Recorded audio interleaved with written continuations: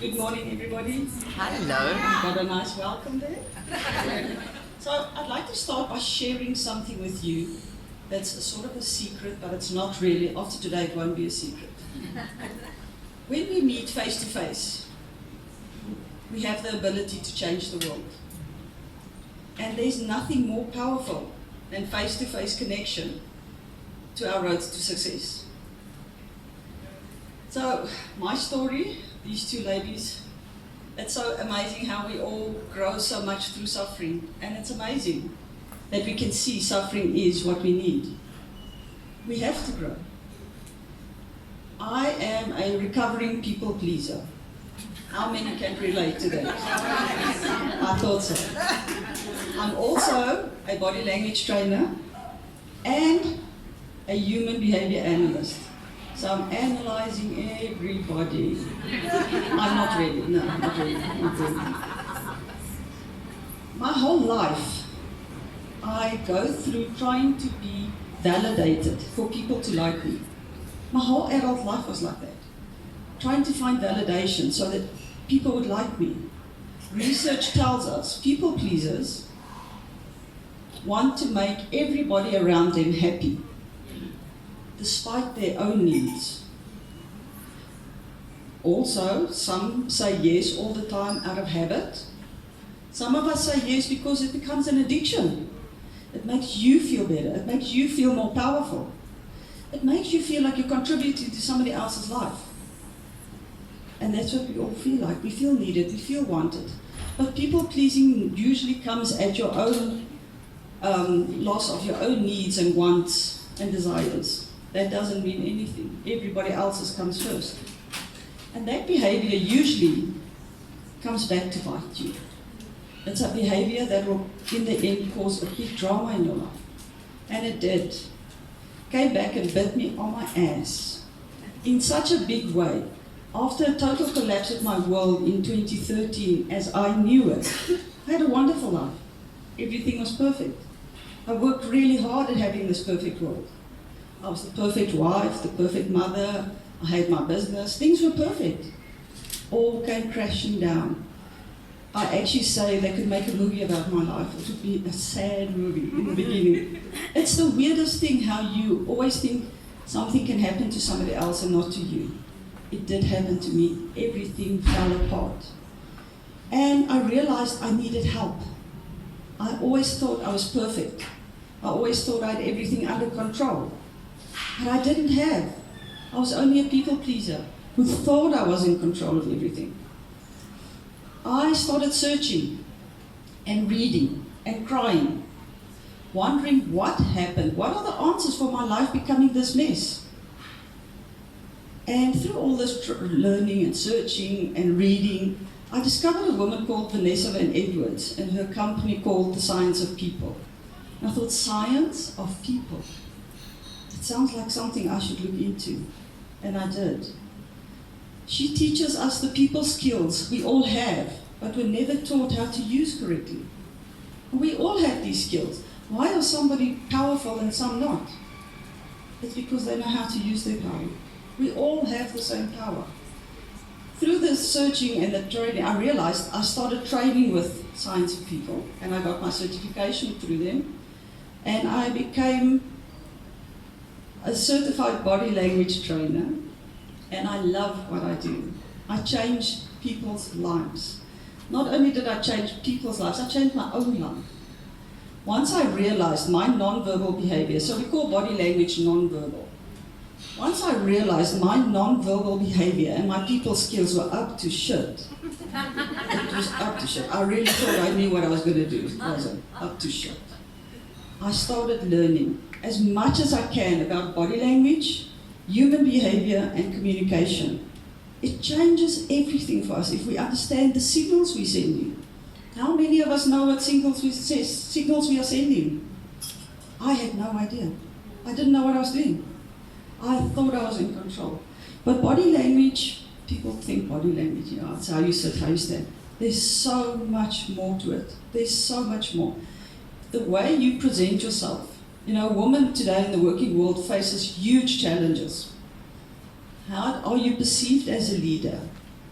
I have been speaking on the leadership presence for quite some time. And I've realized there are a number of things that women unconsciously are doing that makes them lesser. And they don't even know.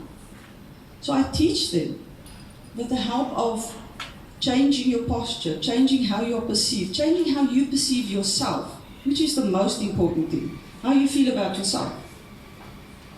Once you start changing, everything around you becomes easier. Life becomes easier.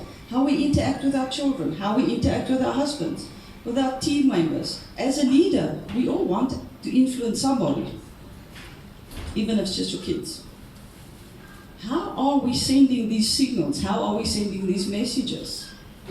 My life changed completely, and I'm on this path and this journey that's so amazing. I'm helping so many people see different things in their lives.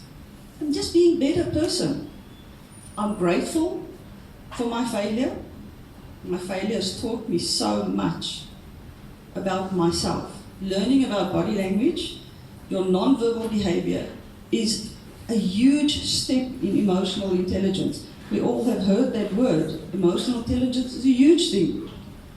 When I ask corporates, have you done emotional intelligence? They say yes. And I ask them, what is it? And they go, no, I have no idea. Understanding your body language, you become aware of how you are feeling. It is an internal emotion. Body language is an external display of your internal emotions.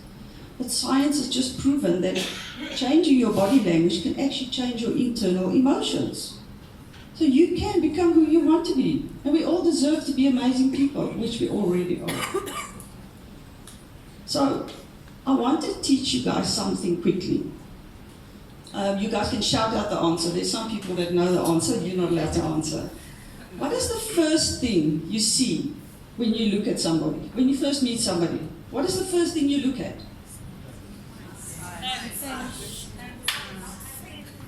Okay, anybody else? Except the people next to you. Expression. Some people say shoes. I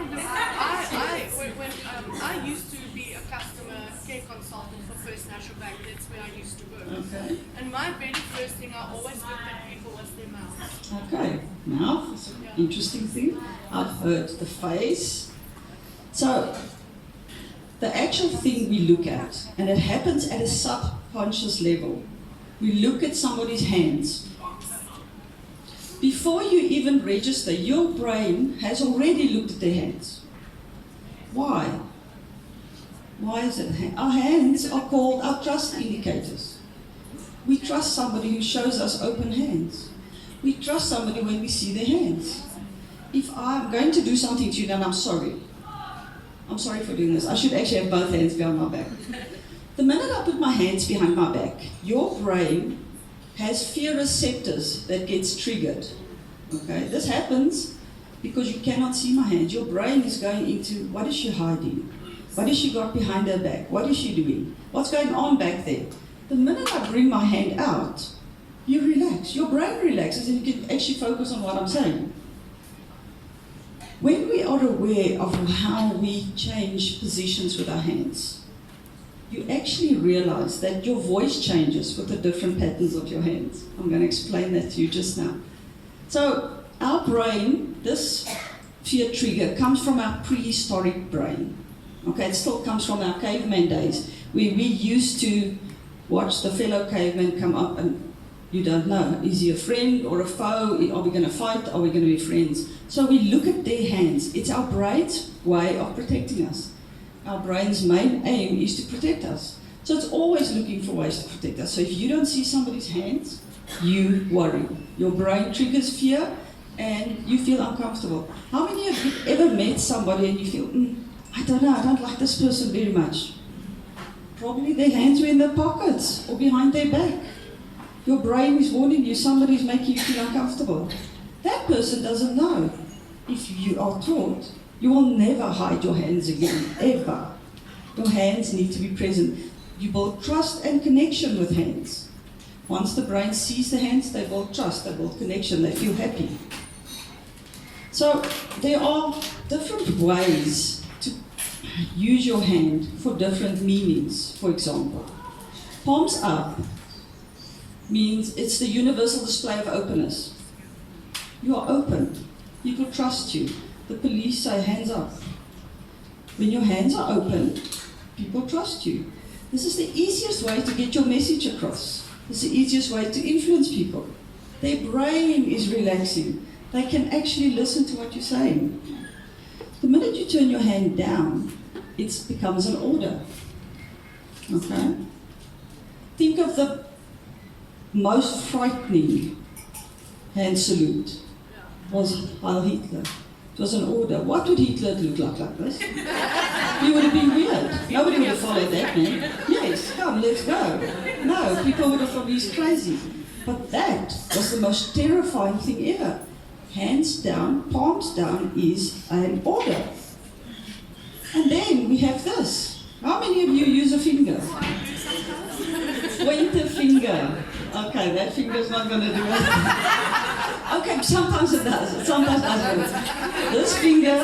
This finger is the worst finger you can use if you want somebody to listen to you. Immediately, the brain stops listening. If I say, pick up those toys, what does the kids do? Mm-mm.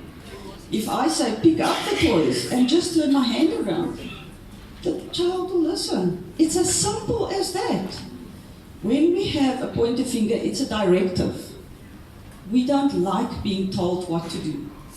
So the minute somebody points a finger at you, they stop listening in the first place.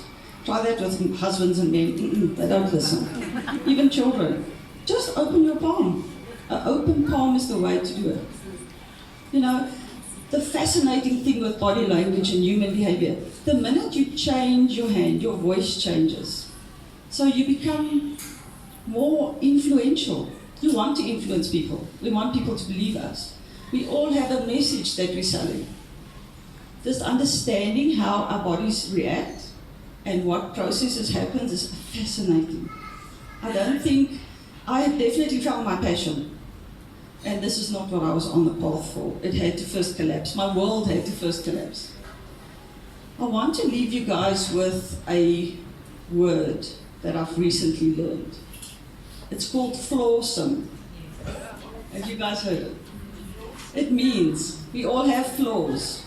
But you're awesome in your But we don't give a F whether anybody sees it. As long as we believe we are awesome. And you are all awesome. Thank you.